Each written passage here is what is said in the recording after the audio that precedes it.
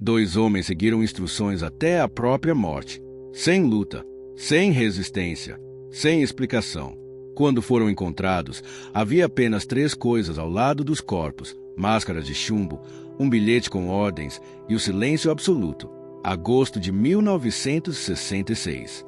Niterói, Rio de Janeiro. Esse não é apenas um mistério. É um caso onde a lógica falha e algo muito mais perturbador começa.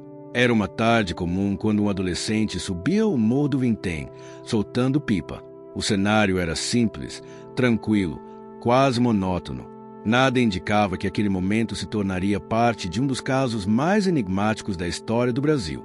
Até que ele viu algo estranho na grama.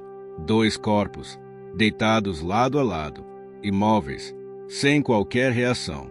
Os homens foram identificados como Manuel Pereira da Cruz e Miguel José Viana, técnicos em eletrônica, vindos de Campos dos Goitacazes.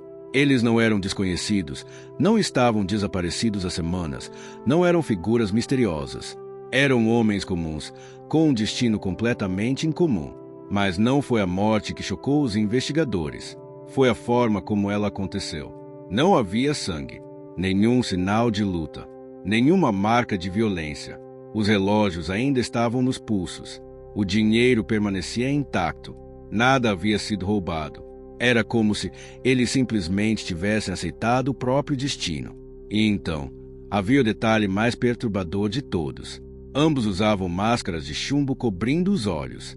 Máscaras improvisadas, feitas de forma artesanal, pesadas, opacas, sem qualquer abertura para visão. Não eram objetos comuns, não eram decorativas e definitivamente não eram acidentais.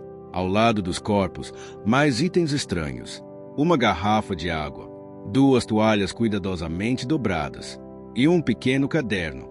Dentro dele, um bilhete, curto, direto e absolutamente inquietante. 16h30 estar no local determinado. 18h30 ingerir cápsulas. Após efeito proteger metais, aguardar sinal máscara. Nenhuma assinatura, nenhuma explicação. Apenas instruções.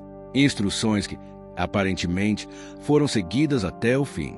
A polícia de Niterói iniciou a investigação, mas rapidamente percebeu que estava diante de algo incomum. As autópsias não revelaram a causa da morte.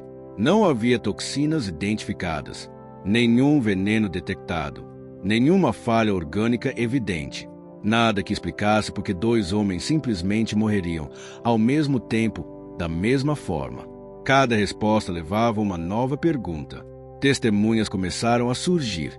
Uma mulher relatou ter visto os 2 homens dias antes, comprando capas de chuva, mesmo sem previsão de mau tempo. Outro relato confirmava a compra da garrafa de água encontrada ao lado dos corpos. E havia ainda o detalhe das máscaras. Um técnico afirmou ter sido contratado para produzi-las, sob pedido específico dos próprios homens. Ou seja, nada ali era improvisado.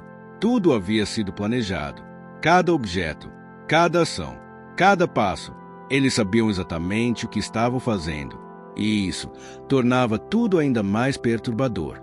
Porque quando não há sinais de violência, quando não há resistência, quando não há tentativa de fuga, resta apenas uma conclusão inquietante. Eles escolheram estar ali. A investigação avançava, mas não evoluía. Sem causa da morte, sem suspeitos, sem evidências concretas, o caso começou a se desintegrar e, eventualmente, foi arquivado. Oficialmente, nada foi explicado, mas a mente humana não aceita o vazio, e quando não há respostas, ela cria as suas próprias. As teorias começaram a surgir. A primeira tentativa foi racional, talvez um experimento, algo envolvendo eletrônica, radiação, energia. As máscaras de chumbo poderiam servir como proteção contra algum tipo de emissão. As cápsulas poderiam ser parte de um teste, mas essa explicação não durou muito, porque não havia equipamentos, não havia registros, não havia qualquer evidência científica que sustentasse essa hipótese. Então vieram as teorias mais sombrias. Alguns acreditavam que os homens estavam envolvidos com rituais esotéricos. As cápsulas poderiam ser substâncias alucinógenas. As máscaras, um meio de bloquear estímulos externos. uma tentativa de induzir uma experiência fora do corpo, uma viagem astral, um contato com algo além da realidade física. Mas ainda assim, algo não encaixava, porque mesmo em rituais, há contexto, há símbolos, há intenção clara. Ali, havia apenas silêncio. E então surgiu a teoria mais famosa: contato extraterrestre. Segundo essa hipótese, os homens estariam tentando se comunicar com uma entidade, algo não humano. As máscaras de chumbo seriam proteção contra a radiação. O bilhete, instruções para um encontro. As cápsulas, um catalisador para o contato. E o sinal, algo que nunca chegou. Ou talvez tenha chegado, mas o que aconteceu depois, ninguém voltou para contar. Essa teoria ganhou força com relatos paralelos na época. Pessoas afirmavam ter visto luzes estranhas no céu naquela região, objetos não identificados, movimentos incomuns. Coincidência ou conexão? Ninguém sabia dizer. E é exatamente isso que torna esse caso tão inquietante.